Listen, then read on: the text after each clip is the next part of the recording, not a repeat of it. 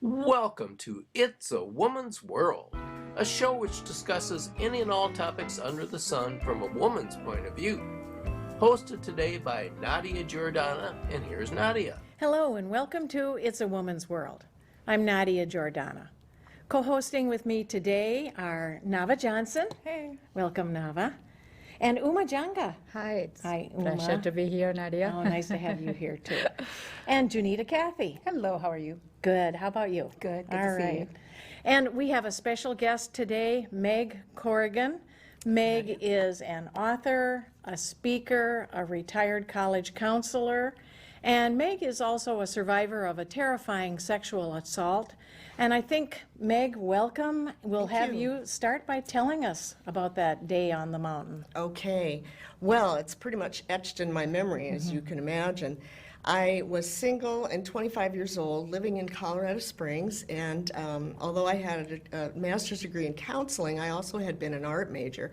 So I was up in the mountains around Colorado Springs in a park, near a park, and I was doing some sketching. And I was concentrating on my artwork, and I was not really paying attention to the fact that it was starting to get a little bit dark on a Sunday afternoon in May, and the people were leaving the park, but And you felt safe enough. I didn't ever, at 25, I thought I was invincible, and I really didn't feel alone because I was at this park.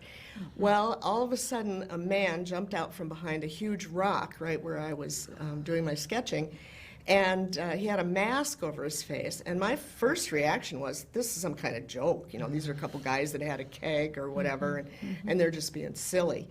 Well, that's when I saw the gun, Nadia, and I knew I was in trouble. So he took the gun, pointed the gun at me and said, I want you to go up in the woods here, further up in the woods with me. And I did that, and he sexually assaulted me on the forest floor up there with nobody around, and obviously I couldn't yell because I was afraid that he might shoot me. And when he was done, he had a cloth bag that he was carrying, and he took this big log chain out of his cloth bag, and he said, go stand by that tree over there. And I knew then that it was really serious. I thought maybe I was just going to get away with the assault and be able to leave. And if he had chained me up there, I very likely could have died. It was absolutely. a Sunday afternoon, cool in the mountains at night, and there might not have been anybody there for a number of days after the weekend. So not being a particularly religious person at the time, I just pulled out all the stops and I said, in the name of God, don't do this. And I watched this man's face change from a crazed rapist to this little boy with his hand caught in the cookie jar, is the way I explain it. I mean, all I could see was his eyes, but there was definitely a change. And he stood there for just a minute and, kind of blustery and looked at me, and then he recovered and he got back to being his mean self. Well, he took that chain and he hit me as hard as he could across the head and knocked me down. And he said, don't talk about God. And then he fled. And I heard him taking off on a motorcycle. I remembered that later, that there was some sound like a motorcycle in the distance. Well, I believe that I wouldn't be alive if it hadn't been for that. And so just the power of invoking God's name made all the difference in the world there. Apparently, I hit some kind of nerve. Yeah. So that was pretty shocking. So I collected myself, and I got off the mountain on my own. I had a car parked there, and so I got in my car, and I drove to the sheriff's office because it was outside of the city proper. So That's where your second ordeal began. Oh, it certainly is. You know a little bit of my story, Nadia.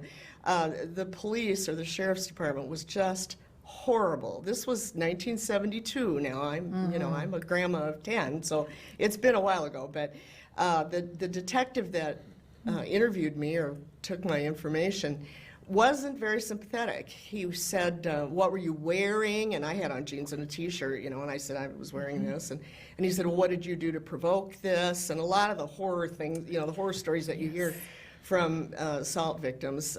We've come a long ways, but at any rate, back then that's the kind of treatment I got. And then he asked me what kind of gun the man had. Well, I didn't know anything about guns, I didn't. Who would know? And that wasn't my focus, Yes. sir. Right, exactly. I was hoping to stay alive. And so when I said I didn't know, he took a big sigh and he took his gun out of his holster and literally slammed it on the desk with the barrel pointed towards me. Oh my God. And I thought, this is a zombie movie, and now I'm going to die. You know, they're all zombies. And so then I recovered a little bit, and I kind of shut up after that. I was afraid to ask any more questions. Very you know. intimidating. It was very scary. So he got another officer to take me to the hospital, and we had more fun there. The doctor on call refused to come into the emergency room. By now, it was probably 6 or 7 on a Sunday evening. And I lay on the gurney in the emergency room, and I watched him take care of all these other people, and nobody was really taking care of me. The nurses were very nice, but eventually they brought me a telephone. You know, this was before cell phones and so forth. Plugged a telephone into the outlet there in the emergency room and handed me the receiver. And it was the on-call doctor. And he said, well, listen, I'm not coming in because we can't prove anything, and you really don't have to see a doctor. I just think you should just go home, and maybe you can call your family doctor in the morning, and you really don't need to come in. And, you know, I was pretty beaten down by that time, obviously. It had been quite a day. And you'd been needless hit to in the head with say. a chain. And I said, could you please at least order a head x-ray or something? Because I said, I'm concerned that I might have done, you know, he might have done some brain damage. And he said, oh, well, maybe you have a concussion. He said, why don't you get a friend to stay with you and wake you up every couple of hours to make sure that you're not, you know, comatose. Wow. So he thought that was pretty good. So he hung up, and I did call a friend, and she stayed with me overnight. Well, needless to say, you know, I was very, very shook up. I didn't know what had happened. I didn't know what to expect.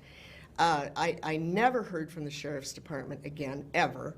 I did go to my family doctor, and he was very kind. And That's nice. He said he was going to call that doctor and tell him what he thought of him. But Let's hope that happens. I hope so. But at any rate, I really had a rough time. I was terrified. I was having nightmares and flashbacks, and every man was a rapist, you know, and I was scared to do anything. And eventually, I made a really stupid mistake. I ran away with the circus because I was afraid this guy was going to find me again, which probably didn't make a lot of sense. But in that state of mind, you're pretty terrified. So I literally joined a traveling band. I learned how to play drums, and I disappeared for a while. I went on the road with a group and played drums in this band for several years, and eventually ended up marrying one of the musicians, which was another mistake. That marriage was not exactly made in heaven, and I like to say during that period I practiced random acts of common sense. The rest of the time I was pretty much messed up. So I stayed married to that man. In fact, we have 2 daughters together, and I eventually got out of that marriage and went to a therapist, found out that I had PTSD, post-traumatic stress disorder, which is exactly what the soldiers and people coming home from Afghanistan and Iraq and other areas of war have. And I was treated for that, have had a lot of physical problems because of that. I've always had kind of a blockage in my ear, and I don't know if that's psychological or what, but I still can feel that area of my head where he hit me. So, I mean, it's still been a rough haul, but I knew that something had happened on that mountain, and I gave the credit eventually to God, and I accepted Jesus Christ as my Savior, and I really changed my life. Now, I'm not here to evangelize everybody, but for me, that was the beginning of the healing for me, was to discover that God wanted me here for some reason. Why was I not left there? Why did I get a chance to escape? Why was I able to? And now you're doing all kinds of work to raise awareness. I am doing my best, and you know that because I see you every once in a while at meetings. So what I did, shortly after I kind of began to heal and left this first marriage, I was blessed to meet a man and marry him, and he's been a wonderful person. He's probably a man with the most integrity that I've ever met, and so I love my husband dearly, and he has been so supportive of me. So I wrote the book about my experience. I put up a website, and I began speaking as just a trainer and a advocate for others, and to tell, the things that I like to tell people are how to be safe and smart, although we can never tell someone that they won't be assaulted. Unfortunately, we can't promise anybody that because that's the world we live in. So Meg, to just kind of back it up a little bit, so you had this traumatic experience on the mountaintop, and then all of the horrible experiences that followed that with just trying to get assistance, and then, you know, tried to escape, and you went off with the band, and you got married, and that didn't work. Right. So from that point to writing your book, was it you then went to the therapist, was diagnosed, and then you went through, I don't know, self-healing? I know you know, God became a really important part of your life, and that helped you to heal. But what got you from being diagnosed in the therapist's office to writing a book, Writing the book. that says, then I am strong? Well, probably one of the motivations to write the book was that I was working at Century College, the two-year college in White Bear Lake, and I took a sabbatical, and I had to have a sabbatical project. And so I thought, well, that would certainly be an interesting project to write a book about that. So I joke with our fellow writers that I'm one of the few writers that we know that the first book was written while I was being paid. Most new writers will write a book when they're not being paid. So I was able to get part of my salary and stay home for a whole year and write the book. And it was very cathartic. That was one of the things about writing it, was that although it was hard, it was healing in a way for me as well. Yeah. The therapist was very helpful, and I saw her really probably for a year and a half or 2 years, I can't remember exactly. But I also got involved with Healthy People. I started really taking care of myself better and not running from things all the time. So it was a process.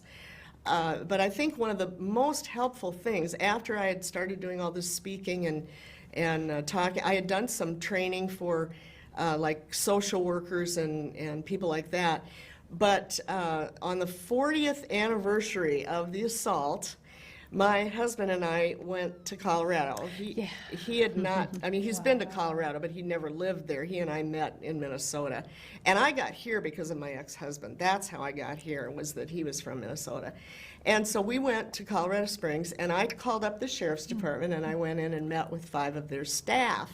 Wow. And I told them my story, and I basically said that you guys sucked back in 1972. I didn't say it that way, but I did tell them how horrible the experience had been, and found out that the man that interviewed me there was no longer in law enforcement. They knew who he was, and he wasn't in law enforcement. And they had found my case. 40 years later, they found my case. And so I got an official apology, and they gave me something. They now have advocates and all of that in Colorado Springs, and they gave me this teddy bear. And I know it sounds silly. You know, when I went, I was 66 years old, and I thought, this is crazy that I'm getting all teary-eyed over a teddy bear. But she says, I am loved. And it was just that tangible thing that they gave me that really meant a lot to me.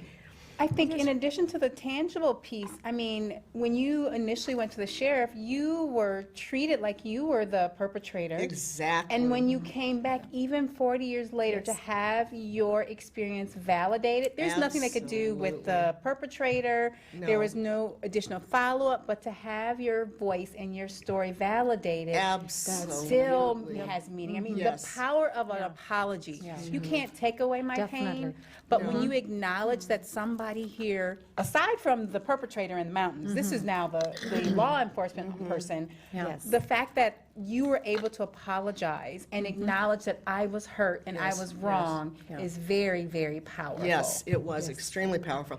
And they went even a step further. One of the officers, who was the cold case guy, said, he said, would you like to go back to where it happened? And I said, well, do you mean that I could drive up there? Because they had the mile marker on the report. You know, I probably wouldn't have remembered exactly where it was. Probably not. But I said, well, I don't know. Maybe my husband would take me up there or something. And he said, no, we'll take you. Wow. So with 3 of the 5 officers packing heat, which, and I didn't care what kind of gun they had, I just was happy they had guns, they retraced our steps in a department vehicle And we went from my old apartment up to the place where it happened. And it took us a little while to find it because there was new growth around the rock and all of that. But we had a little ceremony up there, and they took pictures of me walking off that mountain the second time after all the healing had taken place. And I'd gotten a hold of Grace, and they'd given me all the concern and Nice. caring that they had.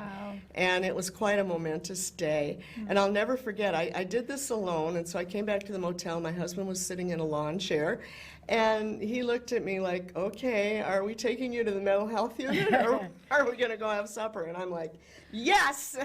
Everything went really well. Good closure. It was very good closure. Good closure. And so coming back then, I was challenged to start talking to some law enforcement and also to some kids in juvenile detention. You're doing more of that now, aren't you? I am. I have a speaker, a friend of mine that works for the Jacob Wetterling Resource Center named Jane Straub, and Jane and I co-speak. We accidentally got on the same docket one time, and we've been co-speaking ever since, just about what violence victims can do and what survivors need to learn to heal.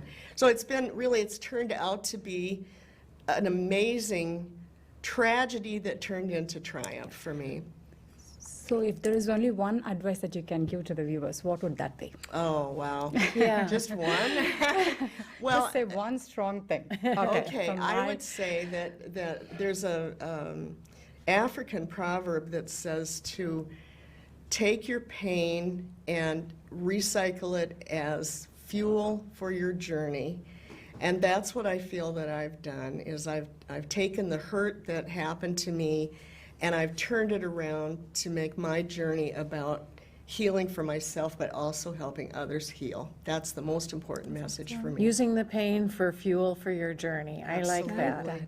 Yeah. It also says a lot about being able to train the law enforcement personnel, because there could be resentment, there could be legitimate anger, all of those feelings, because your story wasn't validated initially. So for you to not only support other survivors, but to then actually use it to help law enforcement officials do their job more effectively, says a lot about your ability to forgive and to be able to advance forward in your life. Well, and you bring up a good point.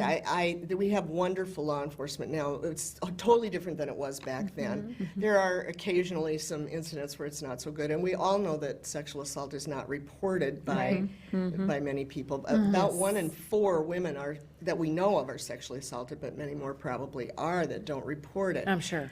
That's But very true. You asked about forgiveness, and one of the things that I've realized is that forgiveness does not mean it never happened. Oh, yes, definitely. It happened, and this man was wrong, but I have gotten past wanting to kill him, which was my reaction in the beginning. If I had had the gun, Lord knows what I would have done. So How are you able to forgive him? Like, well, Good question. you know, I think part of it is that I saw him as a different person that day for just that second. And believe me, that had to percolate for a lot of years because it didn't happen overnight. But I began to realize that we're all broken. And he was out there raping women and probably went on to rape more, I'm afraid, because he wasn't apprehended. But there was a flaw in his character, and it doesn't make it right. But I saw that little boy that was either wounded by someone's wacko faith or something hurt him badly. And that doesn't make it right for him to go out and rape. I'm not saying that at all. But what I am saying is that as a counselor and as a Christian, I know that I have my faults as well. And it's not going to serve me. All you're doing when you don't forgive someone, Ann Landers said, all you're doing is letting him live rent-free in your head. And I'm not going to let that happen. So I have forgiven him, but I do wish that he would be punished for what he did. So you definitely followed the policy to forgive is divine. Yeah, I Yeah. think so. Yeah. It's and then you pretty said in the hard. book that you have tips to not get sexually assaulted? Or is that what It's you- not in the book so much as it is. The book Okay. is pretty much my story, just Okay. the story of all that happened. But That's going to be an important point to end on. We have about a minute left, but give us a couple of important points. just being smart, I mean, the only thing that I did that day that I maybe shouldn't have done was to be alone in that park. And that was just foolishness, but I didn't ask for it or any of that. So that's one type of tip that I would give. But the other tip probably would be just to let someone know where you're going. Don't go anywhere alone if you can avoid it, but if you have to go somewhere alone, at least make people aware of it. And today we have cell phones, we have a lot of other things that help. It helps. Well, Meg, thank you so much for being on the show. This is an important topic. We could have talked a lot longer. And thank you guys for being here with me and with us. And we'll be back in just a few minutes for our cooking segment.